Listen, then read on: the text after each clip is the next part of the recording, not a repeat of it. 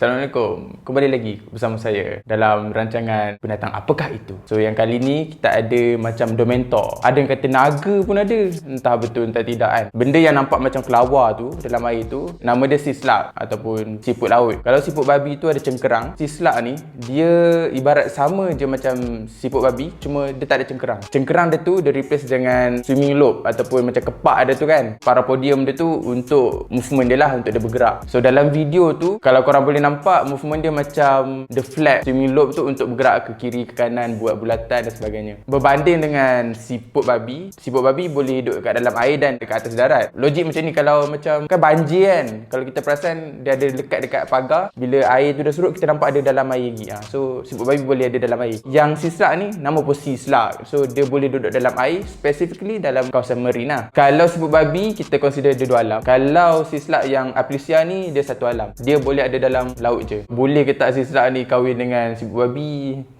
Macam pelik ke? Tak boleh lah sebab babi haram. Kalau bagi dia cengkerang, dia akan jadi macam siput babi lah. Organ dalaman siput babi dia expose tau, so dia perlukan cengkerang. Berbanding sislak ni, dia punya organ dalaman dia dalam badan dia, so dia tak perlukan protection untuk menutup organ dalaman dia. Kalau siput babi ada cengkerang, dia tak boleh berenang. Cengkerang dia tu memberatkan dia untuk berenang. Kalau sislak tadi, ketidakadaan cengkerang tu membolehkan dia untuk berenang. So kalau dia ada cengkerang, susahlah dia untuk berenang kan. Sislak ni ataupun nama saintifik dia Aplysia. Aplysia ni wide range. Dekat kawasan Arktik pun ada, dekat kawasan sub-Antartik sikit pun ada, kat kawasan Afrika pun ada. Kalau kat Malaysia ni, commonly dia jumpa dekat kawasan coral reef. Kenapa kita jarang jumpa benda ni dekat kawasan Malaysia? Sebab ekologi dia dekat kawasan bentik tau, kat kawasan dasar. Untuk nampak dia berenang sangat susah. Dan kawasan sislak ni, dia punya keberadaan dia ni satu kawasan coral dan kawasan seagrass. Kalau kat Malaysia payah nak nampak sebab dia perlu ada dekat kawasan seagrass. Kenapa dia ada dekat kawasan seagrass? Sebab dia makan seagrass. Kat kawasan Malaysia, seagrass dengan seaweed punya area sangat sikit. So nak nampak dia tu ada, kena tengok kawasan dia ada lah. Kalau kawasan dia tu ada banyak dan luas, probability untuk jumpa dia pun tinggi. Binatang apa yang makan dia? Ikan-ikan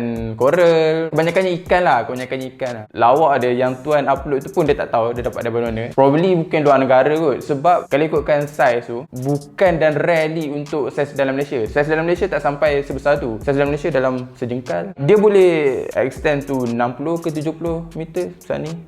Okay, tadi saya kata sislak ni commonly jumpa dekat kawasan dasar, kat kawasan bentik, kat kawasan coral reef. Tapi dalam video tu kenapa dia dijumpa kat kawasan surface kan? Perasan juga dalam video tu ada kat kawasan lampu. Kawasan lampu dia mainkan peranan dengan pemakanan dia tadi. Pemakanan dia tadi seagrass dengan seaweed. Seaweed perlukan sunlight, perlukan cahaya untuk grow, dan di mana ada lampu, di situ akan ada seaweed punya untuk fotosintesis dan sebagainya. Dan juga dia makan satu lagi organisma, nama dia sea butterfly. Dia planktonic. Sea butterfly ni dia planktonic tau. Dia comel lah, dia gerak-gerak macam tu. Plankton ni juga ada sensitive toward light. Di mana ada light, di situ akan ada plankton yang tinggi. Bahaya ke tak Aplysia ni? Aplysia ni dia long to be known toxic to human. Tentang dia punya toksin ni, macam mana dia dapat toksin dia ni? Dia ada debate antara saintis. Saintis kata toksin dia ni dapat daripada seaweed yang toksin. Maksudnya dia makan seaweed yang toksin, so dia guna balik toksin yang dalam seaweed dia tu untuk produce dawat pink yang toksik untuk the deterrent tadi. Tapi dia tak guna toksik dia for predation. Dia guna untuk deterrent, untuk penghadang. Dia akan keluarkan pinkish light ink lah. Dia macam keluarkan ink dekat belakang dia tu untuk menghalang ikan makan dia. Dan benda tu harmless toward human. Maknanya dia bukan actively menyengat. Tapi once kalau kena sengatan dia tu, maksudnya substance yang pink tu, kalau kita termakan ataupun termasuk dalam luka kita, Darwin describe as pedih dan menyengatkan lah kalau kena dia punya pink tu. Charles Darwin yang atuk yang buat teori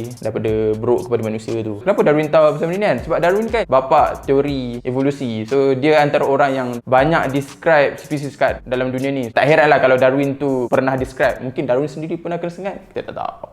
So sebabkan Darwin pernah describe benda ni kan, dan Darwin kan bapa evolusi, orang pun nak berevolusi tentang binatang ni. Orang kata masa kecil dalam air, bila dah besar dia jadi macam kelawar. Yang ada satu lagi video tu kan.